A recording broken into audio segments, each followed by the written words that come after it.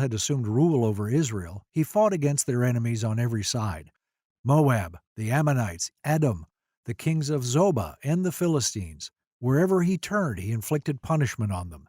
He fought valiantly and defeated the Amalekites, delivering Israel from the hands of those who had plundered them. Saul's sons were Jonathan, Ishvi, and Malchishua.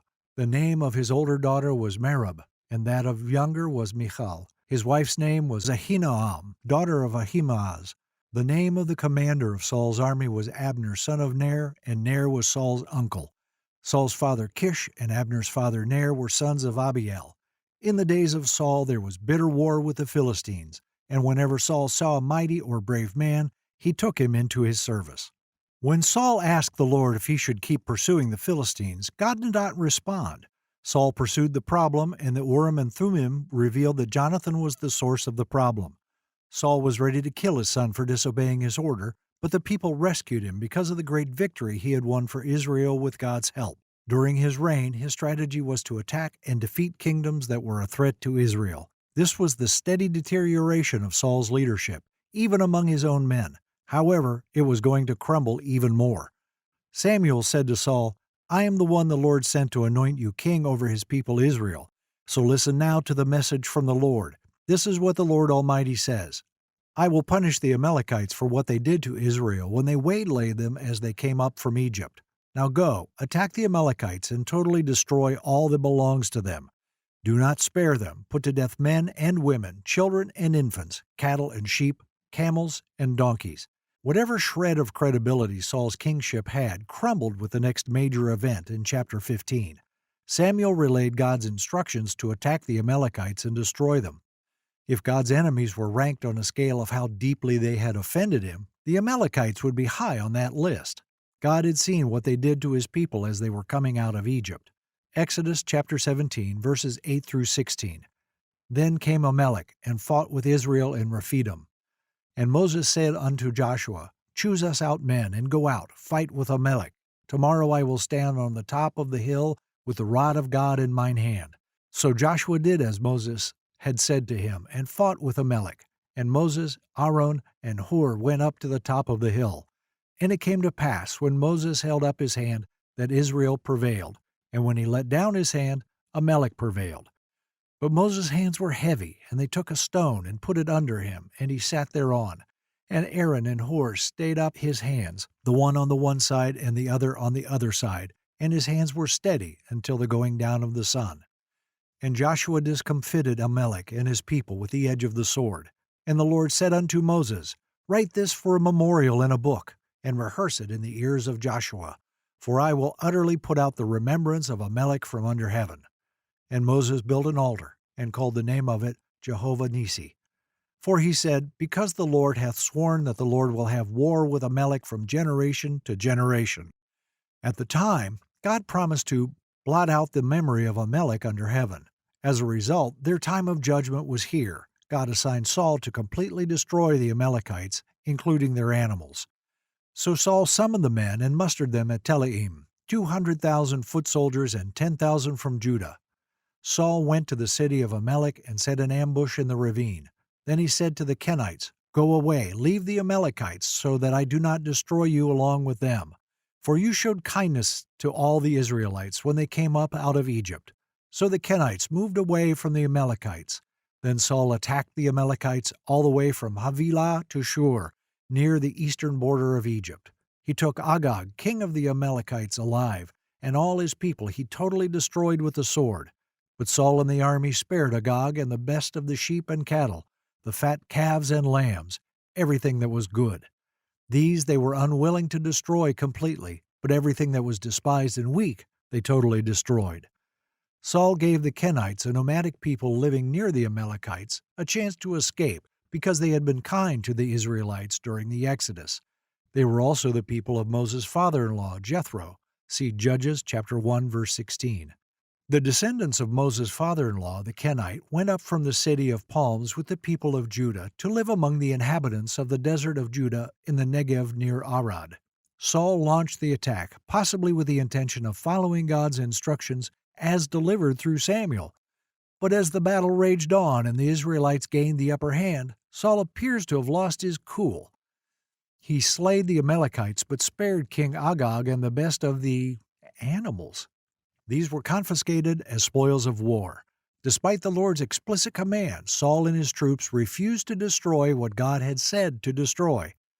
Then the word of the Lord came to Samuel, I regret I have made Saul king because he has turned away from me and has not carried out my instructions. Samuel was angry, and he cried out to the Lord all that night.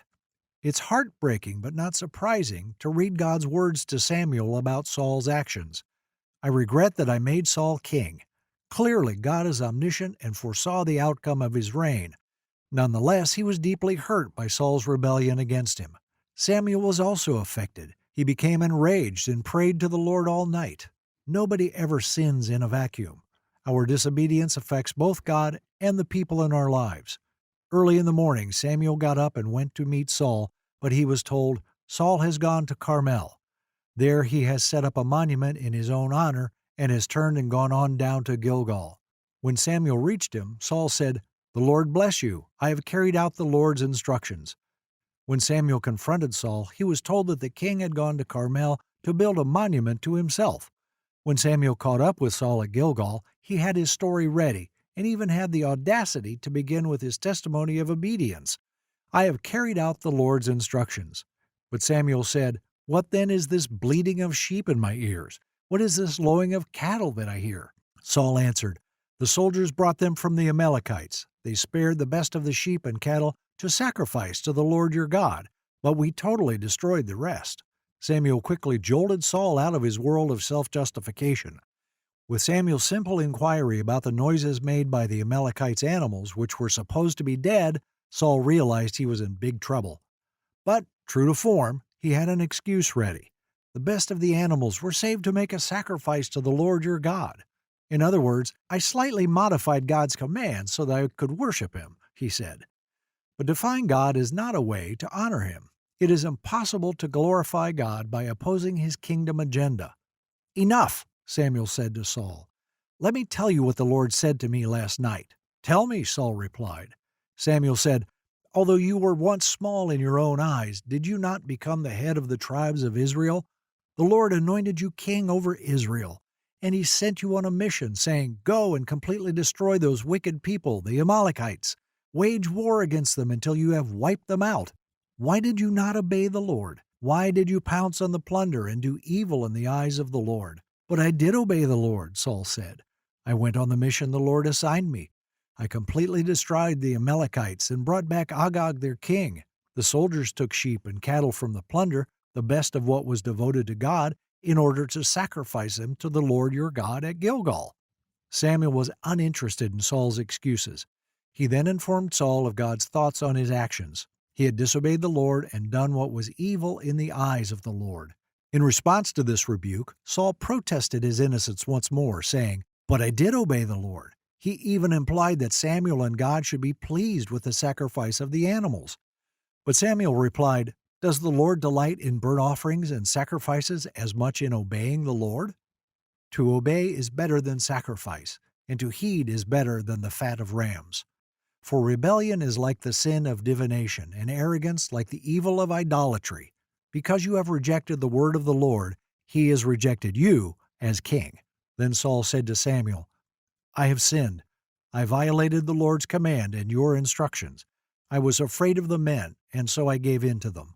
The timeless principle that obedience is better than sacrifice and paying attention is better than ram fat was lost on Saul. In other words, the Lord invites people to submit to his agenda rather than attempting to honor him with their own.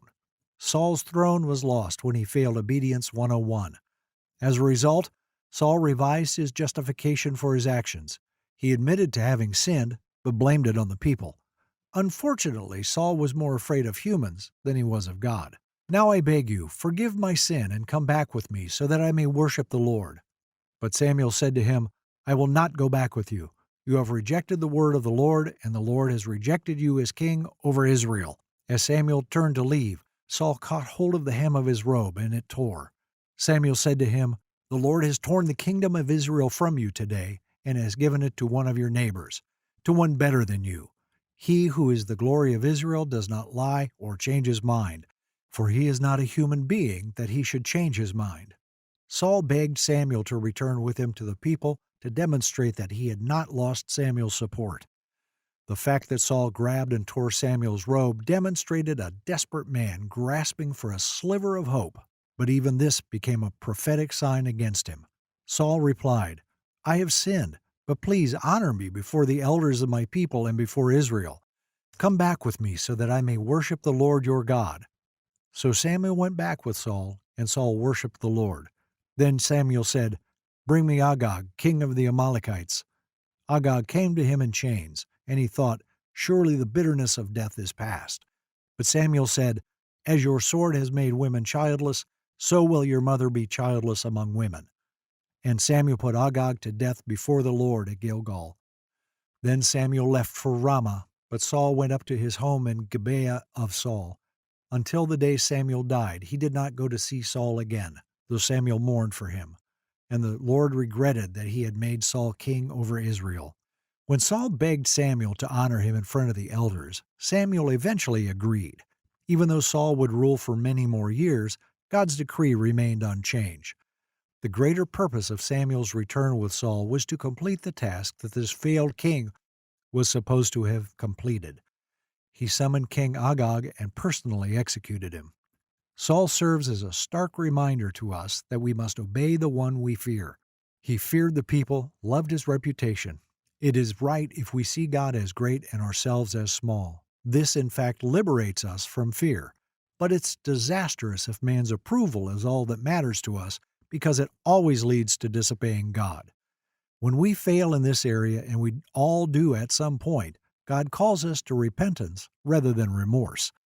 Saul felt remorse, but was not repentant. Right up until his death on Mount Gilboa, he pursued the God of his own glory over the God who gave him that glory, and his insecurity caused him to become lethally paranoid. So let us repent of our insecurities and say with Peter and the disciples, we must obey God rather than men. Acts chapter 5, verse 29. For the wise and humble, do not be afraid of those who kill the body, but cannot kill the soul. Matthew chapter 10, verse 28.